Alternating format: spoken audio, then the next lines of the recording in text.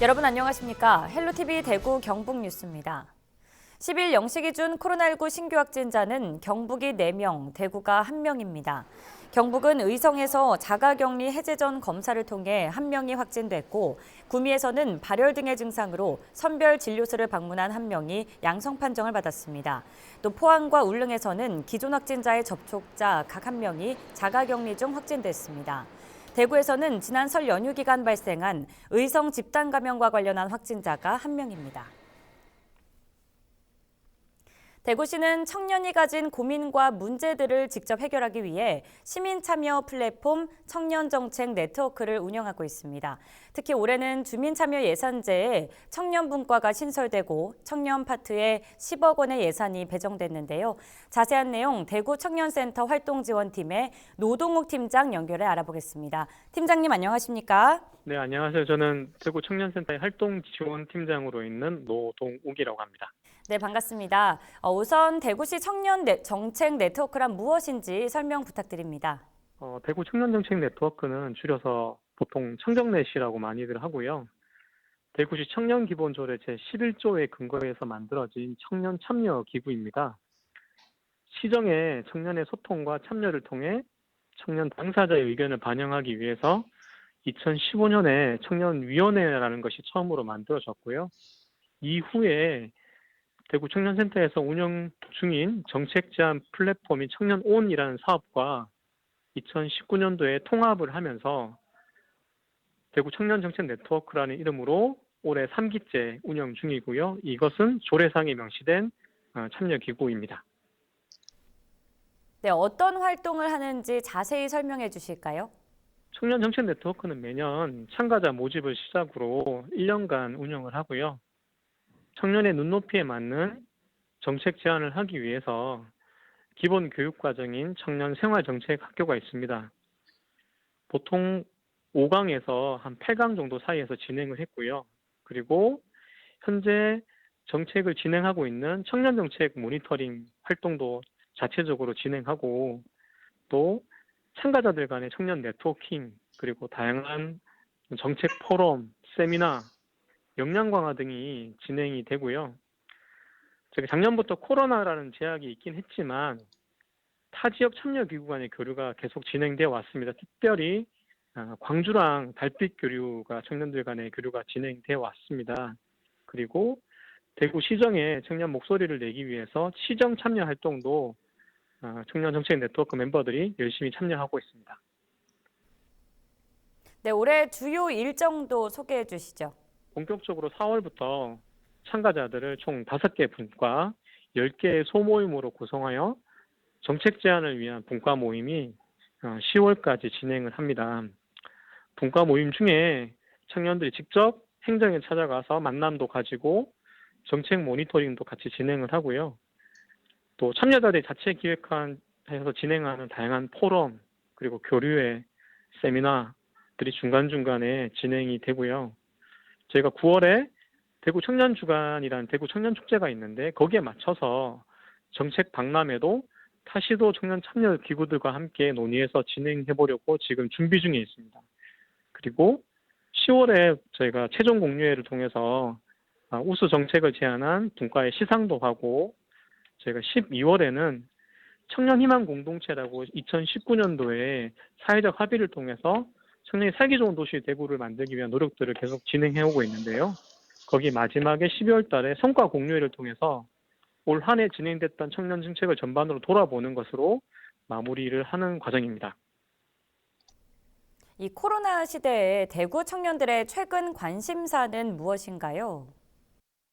아무래도 요즘 청년들의 최대 관심사는 일자리라고 보입니다. 저희가 작년 12월 연말에 약 청년들 450명 정도의 청년들 대상으로 가장 필요한 정책에 대한 설문조사를 진행을 했었는데요. 그중 250여 명이 일자리로 응답을 했습니다. 50%가 넘는 청년들이 일자리가 가장 시급한 정책이라고 봤던 거고요. 두 번째로 많이 이제 시급하다고 했던 정책은 생활주거였고 3위는 교육순이었습니다. 청년 실업률이 외환위기 이후에 최대여서 일자리에 대한 관심사가 가장 높다고 할 수 있고 지금 가장 필요한 정책은 일자리다라고 대부분의 청년들이 좀 많이 응답을 해 주셨습니다.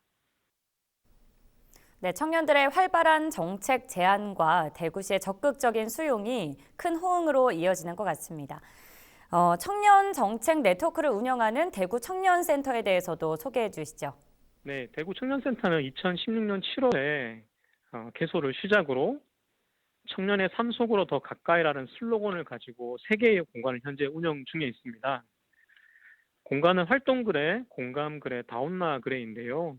저희가 공간마다 그래라고 명칭을 이제 정한 이유는 청년에 대한 무한 긍정의 의미로 그래라고 각 공간마다 네이밍을 했고요.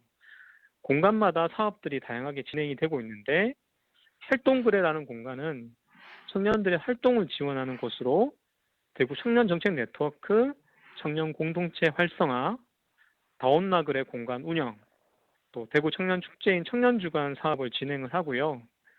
공간그래 공간은 2019년도에 개소를 했고 청년사회 진입 활동을 지원하기 위해서 청년 상담소 운영, 또 청년들의 일 경험을 지원하기 위해서 S매칭 사업, 또 청년들 성장을 돕기 위한 청년학교 단기를 운영하고 있습니다.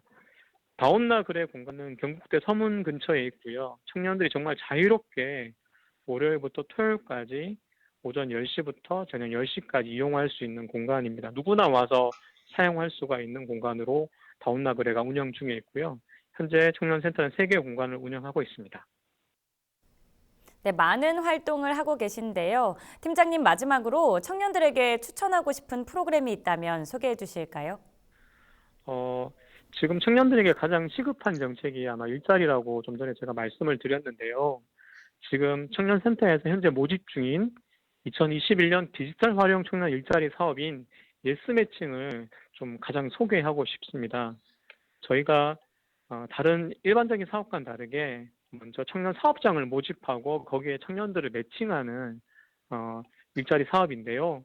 청년 사업장에 디지털 비대면 기술을 활용해서 미취업 청년들에게 새로운 일 경험의 기회를 제공하는 사업이고요. 8개월 동안 청년들을 지원하니까 좀 청년들이 되게 많이 관심을 가져주시고 참여해 주시면 감사드리겠습니다. 부탁드리겠습니다. 그리고 자세한 사업 내용은 검색창에 점프라고 검색해 주시면 저희가 온라인 청년 그 커뮤니티 포털이 나오는데 모든 내용들이 나오니까 한번 검색해 봐 주십시오. 네, 오늘 말씀 고맙습니다. 지금까지 대구 청년정책 네트워크에 대해 대구 청년센터 노동욱 팀장과 이야기 나눠봤습니다.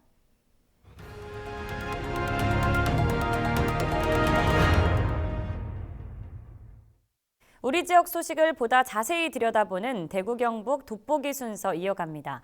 지난 9일 경북 북부권을 마지막으로 대구 경북 행정통합 권역별 대토론회 일정이 마무리됐습니다.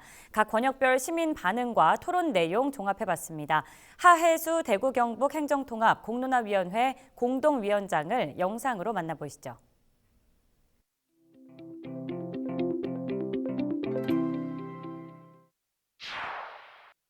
이 대토론회는 지금까지 그 온라인 토론회를 통해서 주요 쟁점도 확인하고 또 논쟁이 심한 쟁점에 대해서는 2가지 대안으로 좁혀왔습니다. 대토론회를 통해서 시도민들의 의견을 좀 더 청취하고 그걸 통해서 기본계획을 정치화시키고 또 쟁점이 되는 부분에 대해서는 통합시켜갈 그런 계획입니다. 행정통합 대토론회의 가장 큰 의의는 이 시도민들의 의견을 수렴하는 것입니다. 시도민들이 이 대통합에 대해서 어떤 의견이 있으신지 또 찬성 또는 반대 의견도 중요합니다만은 주요 쟁점에 대해서는 또 어떤 의견이신지 이것을 확인하는 것이 가장 중요하고요. 2번째는 결국에 주민투표로서 주민이 결정해야 될 상황이기 때문에 주민들에게 충분한 정보를 줘서 주민들이 판단하는 데 있어서 도움이 되는 그런 기회가 된다는 점에서 의미가 있고요.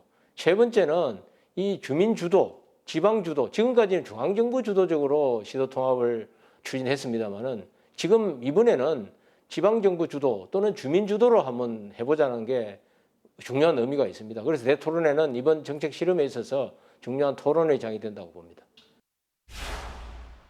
네, 대구는 행정통합에 실익이 있는가에 대해서 상당히 그 의문을 많이 제기했습니다. 특히 대구광역시가 특례시로 좀 지위가 낮아진다는 대안에 대해서는 상당히 반대 기류가 심했습니다. 포항 쪽은 보니까 주민이 체감할 수 있는 그런 통합 효과가 있느냐, 그런 걸 충분히 좀 담아내서 그래야만이 주민들이 판단할 것 같다, 이런 의견이 많았고요. 그 다음에 이제 구미에서 할 때는 보니까 구미는 역시 그 공단 지역이라 그런지 어떤 기업 유치라든지 일자리 창출 이런 것들, 그 다음에 공항, 통합공항에 상당히 기여할 것 같다, 이런 긍정적인 측면이 있었고, 좀 부정적인 기류는 역시 북부 지역을 포함해서 균형 발전에 충분히 이게 의미가 있겠는가, 그런 확신을 좀 줘야 된다, 이런 의견이 많았습니다. 일단은 행정통합이 이제 추진되는 배경 자체가 지역의 소멸이 가속화되고 있고, 또 수도권 블랙홀 현상이 가속화되고 있고, 또 청년들이 계속 빠져나가서 일자리 창출이라든지 기업 유치에 애로가 있습니다. 또 더더욱이나 주민들이 행정구역이 나눠져 있다 보니까 주민이 굉장히 불편해하고 있습니다. 그다음 주민복지에서도 여러 가지 불편한 점이 있고 해서 이런 배경하에서 추진되기 때문에 결국에 단기적으로는 좀 분권을 많이 가져와서 권한을 많이 받아와서 좀 자체 역량을 강화시키는 게 1차적인 비전이고요. 좀 중장기적으로는 결국에 지역의 자립 능력을 제고하고 지역의 국제 경쟁력을 제고하는 것이 중요하다, 이렇게 판단하고 있습니다. 그 북부 지역은 이제 가장 우려하는 것이 도청사가 옮긴 지 얼마 안 됐는데 다시 통합되면은 통합청사를 어떻게 건설하게 되면은 이 도청사가 흔들리지 않을까, 이전되지 않을까, 이런 걸 걱정하는 것 같아요. 그래서 대구 경북이 통합되냐면 굉장히 광대한 지역입니다. 이 광대한 지역에 있어서는 하나의 청사로서는 커버하기 어렵다. 그래서 두 개 청사는 필요하다 생각되기 때문에 이 도청사는 계속 입지시킨다는 게 기본 방침이고요. 두 번째는 통합을 하게 되면 중앙정부의 각종 지원금이라든지 또 두 개 예산을 합치면 한 30조 원 규모가 되기 때문에 그로 인해서 여러 가지 금융 경제 효과가 나타납니다. 그 다음에 더더욱이나 여러 가지 일반 회계에서도 규모가 커진 만큼 몇 프로는 이제 우리가 떼낼 수 있는 그런 가능성이 높아집니다. 그렇게 되면 그것들을 모아서 균형 발전 특별 회계 같은 걸 만들어서 기금 같은 걸 만들어서 북부 지역에 전략적으로 투자하는 그런 것들을 계획하고 있고요. 그렇게 되면은 그런 것들이 무슨 실효성이 있겠느냐, 이런 이야기를 하는데 시도지사가 협약을 체결하고 또 시도민들이 그 보증을 선다면은 충분히 저는 실현 가능성이 있다, 이렇게 보여집니다. 일단 이렇습니다. 지금까지 이제 주민 대표 기관인 시도의회, 시군구 의회들과는 좀 간담회 같은 게 좀 있지 않았습니다. 그래서 조금 더 이제 기본계획 초안이 물어있게 되면은 시도의회하고 또 시군구 의회하고 간담회를 밀도 있게 진행하고, 또 더더욱이 나아가서는 시도민들을 아주 대표성 있게 표본 추출해서 수기형 공론조사를 실시합니다. 4월 말에. 그렇게 되면은 시도민들의 찬반 의사, 주요 쟁점에 대한 의견을 다 확인할 수 있습니다. 그걸 하고 그 다음에 덧붙여서 빅데이터 분석을 실시해서 이것들을 종합적으로 정리해서 시도지사에게 전달할 것입니다. 그러면 시도지사가 아마 이거 계속 추진할 수 있을 것인지 없을 것인지 판단할 수 있을 것입니다. 만약에 시도지사가 진행할 수 있겠다고 판단하시면은 주민투표에 아마 부의할 것이고, 주민투표가 통과되면은 국회에 아마 특별법 제출로 이어질 것으로 생각하고 있습니다. 결국에는 주민들이 선택하고 판단하고 결정해야 될 사안인데, 이런 그 공론화 과정이나 수기 공론조사에서 주민들이 적극적으로 관심을 가지고 참여해야 됩니다. 결국에 주민들의 미래이고 우리 지역의 미래이기 때문에 주민들이 만약에 반대를 하든 찬성을 하든 적극적으로 관심을 가지고 참여해야 된다. 왜? 반대하는 이유를 말씀해 주셔야 우리가 어떤 내용을 담을 것인가. 또 찬성하는 이유를 담아야 우리가 어떤 게 부족한 거구나.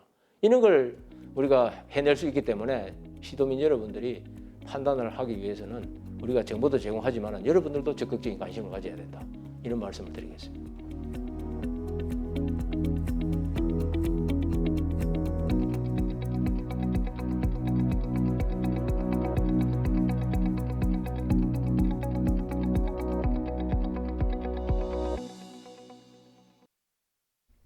뉴스를 마칩니다. 여러분 고맙습니다.